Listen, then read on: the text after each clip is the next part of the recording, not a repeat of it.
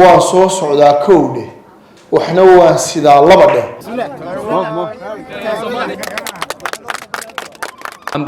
hambario waxaa maanta si rasmi ah xadhigga looga jaray wadada ka timaada madaarka Hargeysa isla markaasina wadadani ayaa lagu magac daray Taiwan Road waxaana ka soo qayb galay mas'uuliyiin kala duwan xadhigga jarkeeda oo ka socda xukuumadda garwadinka ka yahay Dr. Cabdiraxmaan Maxamed Cabdilaahi Ciro sidoo kale maayirka caasimadda Hargeysa mas'uuliyiin kale oo ka socotay dawladda hoose wadadan ayaa xusid mudan isla markaasina wadada si casri ah loo dhisay isla markaasina la jaan qaadaysa wadooyinka caalamka laga dhiso ugu dambeyntiina halkaasi waxa hadalada ku kala dambeeyay mas'uuliyiintii waxaana hadaladoodii kamid ahaa waad ogeydeen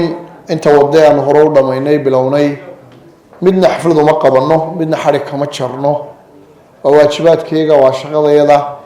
waxaanu qabanaynaa anagoon cidnaba magac iyo maamuus kaga doonin waxaanu u sheegaynaa markaa dadkayaga tani waxay kaga duwan tahay inaanu dadka dawladdii ugu horeysay ee waxay nala qabato 4 sanadood inaynu ku nidhaahno waa mahadsantiin mashruucani waa mashruuc iskaashi oo ay iskaashadeen dawladda Taiwan oo nacaawinaysay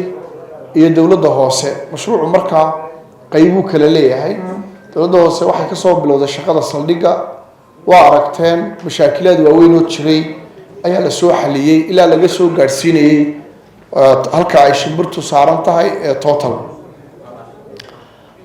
qaybtii ay naga caawisay Taiwan oo albaabka ama kadinka airport ka soo bilaabmaysay oo imanaysay star iyaduna alxamdulillah way noo dhamaatay wada qurux badan oo maanta la isku sawiro ayay noqotay waad soo ogtihiin in buuq badan iyo qaylo badan ay jirtay dadkuna la yaab ma laha oo wixii cusub way xogaa way ka hadlayaan laakiin hadalada dadka ka imanayeen waxay noo ahaayeen feedback iyo in la saxo wixii la sixi karayo waxa wadada laga sameeyay tanaasul fara badan waxaan doonayaa shacabka reer Hargeysa inay ogaadaan wadada waxa laga sameeyay tanaasul fara badan qaabkii meelaha qaarkood ay u dhisaan garaysnayd inagu dadkayaga ixtiraamayna ayaan wax ka bedelnay magaaladeena badna waynu qaybna waxaynu qaban karin waa qabanay qaybna waa inoo qabiyo heestii maxamed mooge waxay ahayd cabdi aadan qays uu sameeyay waan soo socdaa kowdhe waxna waan sidaa laba dheh wada kari mayno waqti bayna hayne Hargeysa wixii nooga qabsoomayna Hargeysa u qabsoomay inta noo qabyada aan rag u baan nahay waana soo soconaa insha Allah wadadani marka laga yimaado inay tahay wadadii koobaad ee laga soo galay magaalada waxay sidoo kale fudaydinaysaa amaba sidoo kale ay tusaysaa picture wanaagsan dadka ku cusub ee wadankeena soo galaya maadaama airportku yahay halkii koobaad ee laga soo galay wadanka qofku sawirka koobaad ee magaalada ka qaadanayo amaba dalka guud ahaan uu ka qaadanaya waxay ku xiran tahay halka uu ka soo galo wadanka wadadani waxaanu ka soo bilownay ay ka soo bilaabantay geedka airportka waxaanu imika wajigeeda koobaad ku joogaa ilaa iyo star intaasoo cabir ahaan isku dhan 2.3 kilometer ama 2 kilometer iyo 300 meter laakiin wadadu intaasoo kaliya ma aha wadadu way sii soconaysaa waxaana wajigeeda labaad tagayaa ilaa iyo iskuulka Maxamuud Axmed Cali intan imikaanu dhamaystirnay waa wado ballac ahaanteedu u dhan yahay 12 meter iyadoo loogu talagalay markaa labahaad oo ballaaran oo gaadiidku maraan iyo sidoo kale maadaama meeshu tahay area business meel parkinga oo baabuurtu bixi karto si adeega uu uga baahan yahay wadada uga qabsan karo Hargeysa Cabdikariin Axmed Mooge saaxiibkay waa run Taiwan ba intay noo samaysay xafladu samaynay Cabdikariin waxaan ku sheegayaa ilaahay iyo ummadiisu u arkaan Hargeysa sida isku bedeshay waxa la qarsoomi kara ma qofkii aan arki kareyn oo isagu indhala mooyaan ilaahay iyo ummadiisu way arkaan ummadiina habeen iyo maalin buu lagu mahadnaqaa mahadnaqu ma aha ka TV-ga laga yiraahdo kameel maraya ku mahadnaqa islaanta halka maraysa ku ducaysa marka waa ducaysan tahay waxtarka iyo entire dawladda hoose oo dhan Hargeysa ka qabteen dhammaan xildhibaanadiisa midaysan iyo garbaha ku shaqada aad ka qabateen Hargeysa waa mid aan weligeed la iloobi karin waxa danteena ha loo dhaga nuglaado xukuumadda iyo dadka gacanta ku hayana gacan weyn ha laga siiyo waan ogaa qaylo badan baa ka taagnayd maantana quruxdeeda waynu arkaynaa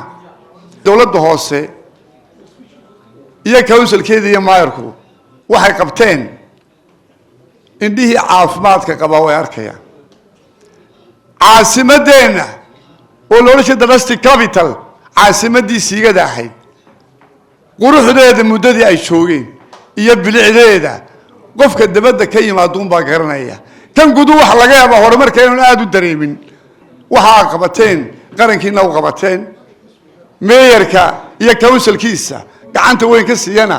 aad iyo aad ayaan ugu mahadnaqayaa Mr. Ambassador, on behalf of the government of Somaliland, the President and his government, and the entire of Somaliland nation, I'm going to tell you what you have done in Somaliland, and especially the support you have already given in Somaliland, and the project of this avenue you have implemented today. waxaa mahadle dowladda hoose ee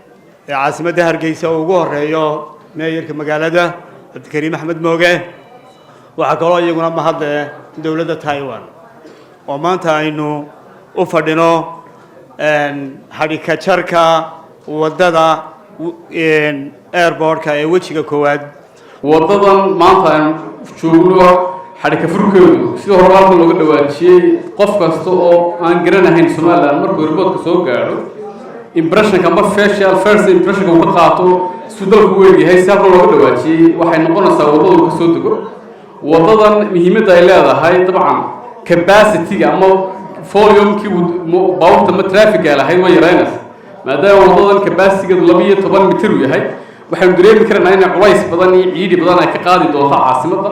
dowladda hoose Hargeysa wax badan bay qabatay waxa ay qabatayna magaalada ay qabatay aad iyo aad waxaan ugu faraxsanahay horta drainage-ka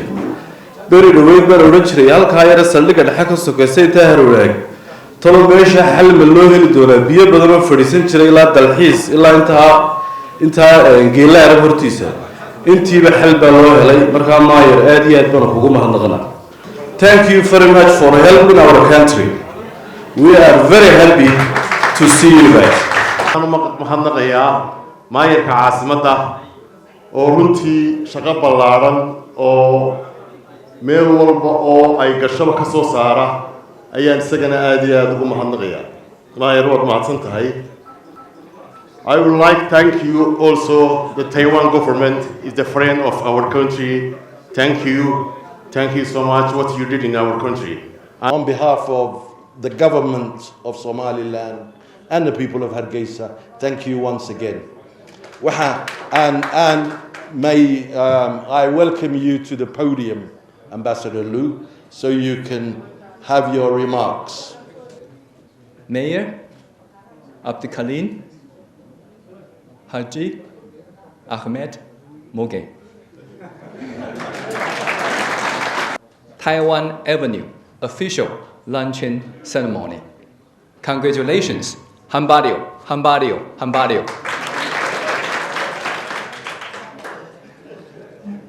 This project was initiated by Mayor Mooge. The aim is to refurbish the road that served as a national gateway from Ega International Airport to Hargeisa. The government of Taiwan is glad to have co-funded 70% of the phase 1 construction. That means Hargeisa municipality also covered 30% of the cost. It's a kind of very, very good model to show our partnership. Rabiila Axmed Iriye CBA TV Hargeysa. farxadda iyo wadajirka qoyskaagu waa adeegsiga xawaaraha sare leh ee internetka Telesom Fiber. ku xooji ganacsigaaga internet xawaare sare leh oo aan kala go'ayn. Shirkadda Telesom waxay casriyeyn kuugu samaysay internetka fiberka guryaha iyo ganacsigaba. Si aad u soo gashato fiberka Telesom booqo xarunta kuugu dhow amba ka dalba website-ka telesom.com. sidoo kale waxaad garaaci kartaa lambarka xidig 121 Evergees. Telesom Fiber waa internetka ugu xawaaraha sareeya